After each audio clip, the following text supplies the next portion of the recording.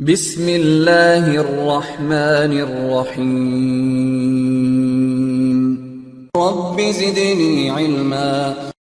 The next thing is we'll try to understand something about basic service set. Now in basic service set, we will be using access point. So we'll be using an access point, a centralized device from where we can connect the client devices, uh, and this access point is going to provide you the centralized place or centralized access or the control to the wireless users. Okay, so all the wireless users, these wireless users, they don't talk to each other directly. They go through the access point. So they all communicate via access point, not directly. So the access point is again responsible for forwarding your frames to the destination. We can say that way. So the same thing here, centralized access and the control over the group of wireless networks. Now again, all wireless devices, they don't talk to each other, but instead they go via access point. Now again, there are a few more things you need to remember while you are using the access point. Now the access point manages the wireless network, which means if you're using an access point, now this access point is configured with some kind of SSID. If you remember here the example, it's configured with an SSID, and this SSID is broadcasted. So which means broadcasted within that particular coverage area, it is going to broadcast the SSID. Now any device which is within that coverage area can listen to those broadcast SSID messages. Like if you take an example in my laptop, you can see this is the Wi-Fi or the SSID to which I am connected, but you can also see some other SSID also which are within my coverage area.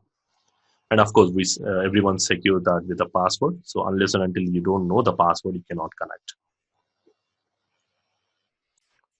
So when you are going to click on the link and when you say connect, it means we are trying to initiate a connection from the client side, the computer side, where we are trying to connect to that particular Wi-Fi network. And again, the access points require the following criteria to join again. So we need to make sure that we do have matched the SSID. Of course, you can detect the SSID automatically on the client side. But if you're doing some manual kind of connection, then you need to know the SSID. That SSID has to match. Now, apart from that, we also need to make sure that the devices, whatever the devices you're using, like here I'm using my laptop here, and whatever the access point, they must be running the same standards. So there are some IEEE 802.1 standards like BNG or the commonly used one, and they use some kind of specific frequency bands. There are specific frequency bands like 2.4 or 5 gigahertz bands. We'll talk about this in the frequency section later on. So these parameters should match.